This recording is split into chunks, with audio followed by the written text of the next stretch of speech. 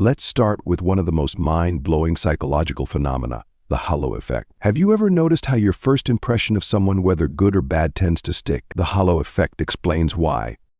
When we meet someone, our brains tend to focus on one key trait and judge everything else about that person based on it. If someone is well-dressed and confident, we often assume they're smart and kind, even if we've just met them. This is exactly why first impressions are so powerful. You're at a job interview. The moment you walk in, your interviewer notices your posture and smile. Within seconds, they've formed an opinion about your intelligence and work ethic, without even looking at your resume. This is the halo effect at work. Now, what would a Stoic say about this? A Stoic understands that snap judgments are natural, but chooses to look beyond appearances. The Stoics remind us to evaluate people not by first impressions, but by their actions and virtues. Marcus Aurelius often said, "The soul becomes dyed with the color of its thoughts. We must train ourselves to see others beyond the surface level." Here's a fact that might just set you free. Most people are not noticing you nearly as much as you think they are. This is called the spotlight effect. This happens because we're all naturally the center of our own universe. We think every little mistake we make, every bad hair day, or even every awkward interaction is the focus of everyone around us. But in reality, they're just as busy focusing on their own lives as we are on ours. Think about that embarrassing moment from high school you still cringe about. And guess what? No one remembers it but you. The person who witnessed it has probably forgotten all about it because they were thinking about their own stuff. Here's where Stoicism comes in to save the day. Epictetus taught that we should focus on what's within our control and ignore what's not. People's opinions of you, out of your control. How you react to those opinions, completely in your control. The Stoics remind us not to waste mental energy worrying about what others think.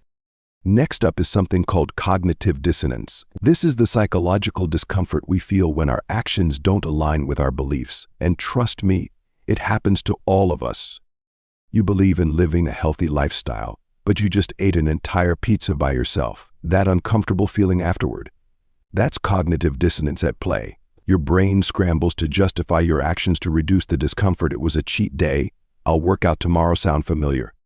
The Stoics believed in living in harmony with our values. When our actions don't align with our principles, it's a signal to pause and reflect. Marcus Aurelius wrote in his Meditations, "If it is not right, do not do it. If it is not true, do not say it." Aligning our actions with our core beliefs is the foundation of living a virtuous life.